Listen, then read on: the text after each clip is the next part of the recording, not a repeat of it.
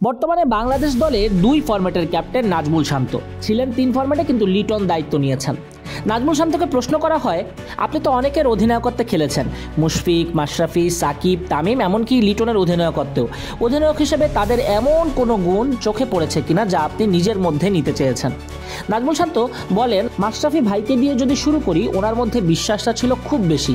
পরিস্থিতি যাই থাক, জিতে যাব, হয়ে যাবে, আমরা হারিয়ে দেব, এবং এই জিনিসটাই হতো। আমি চেষ্টা করি এই জিনিসটা নেওয়ার মাশরাফি ভাইয়ের কাছ থেকে। নেওয়ার বলতে কি, আমি এই জিনিসটা অনেক ফলো করেছি, মাশরাফি ভাই যেমনটা করেছেন এই জিনিসটা আমার খুবই ভালো লাগতো। এমন প্রবল আত্মবিশ্বাস মাশরাফি ভাই ছাড়া আর কারো মধ্যেই দেখেননি নাজমুল শান্ত। মুশফিক ভাই মাঠের বাইরে খুবই গোছানো, সব কিছু প্ল্যানিং করেন, কিভাবে কি করলে প্রতিপক্ষকে হারাতে পারি, এই জিনিসগুলো খুব ভালো লাগতো মুশফিক ভাইয়ের। ওনার আন্ডারে যদিও খুব বেশি আন্তর্জাতিক ম্যাচ খেলিনি, খেলাও হয়নি বোধহয়, তবে ওনার এই সামর্থ্যটাকে আমি অনেক শ্রদ্ধা করি।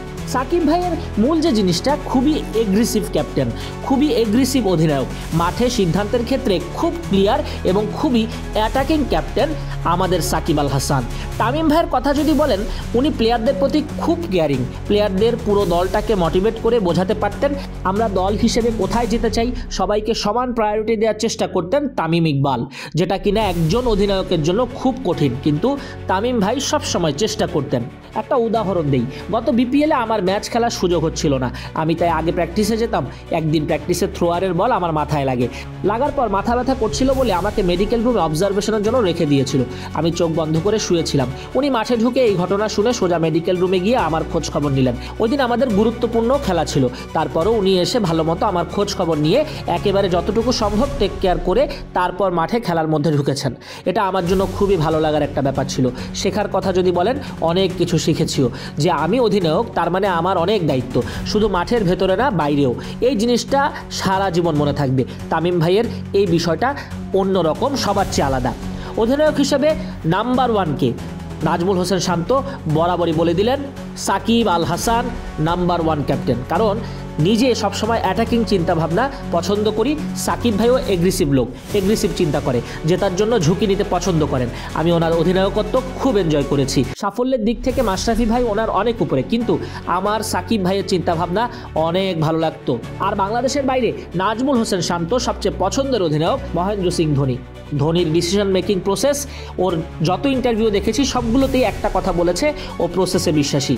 কাছ থেকে আসলে কথা হয়নি বা সুযোগ হয়নি কখনো, তবে ওর ডিসিশন মেকিং আর সবসময় প্রসেসে বিশ্বাস খুব ভালো লাগে। প্রসেসটা ফলো করলে চাপ কমে যায়, জেতা হারার কথা চিন্তা না করে এই সময় আমি কিভাবে খেলতে চাই, ওর ইন্টারভিউ বা খেলা দেখে এটাই মনে হয়েছে। বাংলাদেশ ওয়ানডে র্যাঙ্কিংয়ে শান্তর অধীনে 10 নম্বরে নেমে গেছে। এটা কি শান্তকে কষ্ট দিচ্ছে? শান্ত বলেন, অবশ্যই, অধিনায়ক হিসেবে এটা খুবই হতাশার। এর পেছনে আমি মনে করি খেলোয়াড়দের দোষ। আমরা সবসময় সবাই বলেছি আমাদের অ্যাবিলিটি আছে, কিন্তু আমরা ওই অনুযায়ী পারফর্ম করছি না।